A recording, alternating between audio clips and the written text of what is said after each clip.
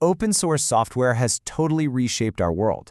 I mean, from the cloud servers that run our favorite apps to the software inside our cars, it's pretty much the invisible engine driving all of modern technology. But for the companies that actually build this stuff, jumping into open source is a huge journey, one that's full of incredible opportunities, but also some pretty big risks. And it's not just me saying it. As Jeff McCaffer from GitHub puts it, this isn't just some passing trend. It's a fundamental shift in how we build things. So for businesses, the question isn't really if they should use it anymore. It's how they can get involved in a way that's smart and responsible. And the scale of this, it's just mind-boggling. Get this, over 90% of all software products out there today have open source components inside. It is literally woven into the fabric of our digital lives. We're not just talking about a few small libraries here and there, we're talking about the entire foundation that modern applications are built on. Which of course brings us to the big question we're going to tackle. When something is this vital, you can't just wing it. So how do big companies navigate this new world? How do they sidestep the legal and security landmines while grabbing all that amazing innovative potential? So here's how we're going to break it down. First, we'll get into the main paradox of open source in the business world. Then we'll dig into why companies are so eager to join in. After that, we'll map out the journey from total chaos to real clarity. We'll also touch on the ripple effects across the whole ecosystem, and finally, take a peek at what the future holds. So this is what I mean by the paradox. On one hand, open source is this amazing rocket fuel for innovation. But on the other hand, every single piece you pull in has its own license, its own community, and its own set of potential security holes. Using it without a clear strategy, well, it's a huge gamble. Okay, so if it's that risky, why do for-profit companies not only use open source but actually contribute their own time and money to it? I mean, what's the incentive to share your work when your competitors can get the exact same benefit? Well, the reasons are pretty complex, and they fall into three main buckets. First, and no surprise here, let's talk about the bottom line. The most obvious driver is just plain cost reduction. I mean, why build something from scratch when a whole community has already done the heavy lifting? But it's also about getting into new markets and even marketing. A popular open source tool basically advertises itself, building a huge base of users you might later sell premium services to. But beyond the money, the tech advantages are massive. Open source projects often move at lightning speed, and they're tested by thousands of people in the real world, which usually means higher quality code. Plus, companies can talk directly with users in the community, getting instant feedback to build the features that people actually need. It creates this amazing feedback loop for innovation. And finally, you've got the social drivers. Contributing to a big, well-known project that builds credibility. It's like telling the world, hey, we write great code. And it turns the entire open source community into a giant talent pool. I mean, where better to find expert developers than by looking at who's contributing to the projects you depend on? It's basically the ultimate resume. Okay, so the reasons for getting involved are pretty clear, but how do you actually manage all that risk we talked about? The answer is having a structured plan. You've got to move from just grabbing code whenever to having a real strategy. And that strategy is called open source governance. At its heart, governance is really just about being intentional. It's a program that forces you to ask and answer the important questions. What are we trying to achieve with open source? What are the rules of the road for our developers? Who gets to make the final call? It's all about building confidence so your teams can move faster and be more innovative without being afraid of breaking something. And companies usually follow a pretty typical path on this journey. It often starts in denial, thinking, oh, open source isn't for us. Then comes tolerance, where it's used, but maybe grudgingly.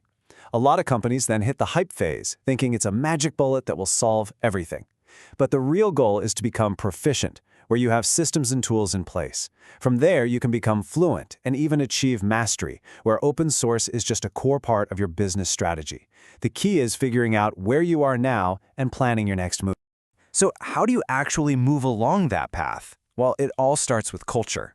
And honestly, this is often the biggest hurdle because you're asking your teams to give up some control and trust people outside the company. It takes a ton of clear communication, especially from leadership, to explain why this shift is so important. Next up, policy. And I know what you're thinking. Thick binders of rules nobody reads. But good policy isn't like that. It's minimal, and most importantly, it can be automated. Instead of a rule that says legal must sign off on everything, which is a huge bottleneck, an automated policy says this type of license is pre-approved for this kind of work. It's all about enabling speed, not creating roadblocks. You can't have a policy for things you don't even know you have. And that's why inventory is the third pillar. Modern apps are built with hundreds, sometimes thousands, of open source pieces. Trying to track all out with a spreadsheet is just impossible. Studies show you'll only catch about 10 to 20%. You absolutely need automated tools that can scan your code and tell you exactly what's in there. But just having a list of components isn't enough. For every single one of those hundreds of pieces, you need good data. What's its license? Does it have any known security flaws? Is the community that built it still active, or has it been abandoned? This is the data that turns a simple list into a powerful tool for making smart decisions. And this is where all those other pillars come together: automation. When you combine a clear policy, a real-time inventory, and rich data, you can automate the entire governance process. For a developer, it should feel totally invisible. They can use whatever they need, and the system only steps in if they accidentally pull in something that violates a policy, like a risky license or a component with a critical vulnerability.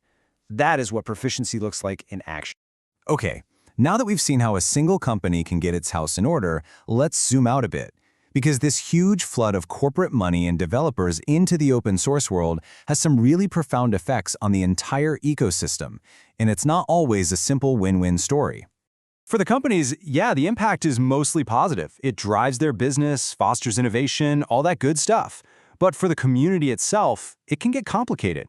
When a project becomes heavily backed by a big company, it can sometimes push away the original volunteers. And the developers who are getting paid can feel torn between what their boss wants and what the community expects. This really gets to the heart of the modern open source ecosystem. It's a super delicate balancing act. The health of the very projects that these companies rely on depends on finding a way to balance commercial goals with that community-driven spirit that made the projects great in the first place. You know, this tension is captured perfectly in the classic metaphor of the cathedral and the bazaar. Traditional corporate development is like building a cathedral. It's all carefully planned from the top down by a few architects. But open source is like a chaotic, bustling bazaar. It looks messy, with everyone doing their own thing. But out of that chaos comes something incredibly powerful and resilient, built from the bottom up. The real challenge is making these two very different cultures work together. So, where is all this headed? Well, the future isn't about choosing one model over the other. It's about bringing them together. We're really entering an era where the lines are getting blurry, and it's leading to this fascinating new dynamic in business. And that dynamic actually has a name: coopetition.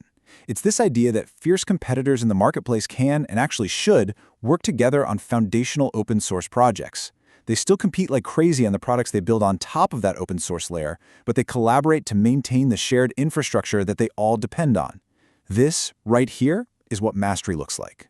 And that brings us right back to that journey we talked about. From denial all the way to mastery, from chaos to coopetition, pretty much every organization that uses software is on this path, whether they know it or not. The most important thing is to be intentional about where you're going. So, I'll leave you with this. Where is your organization on its open source journey, and where do you want it to go next?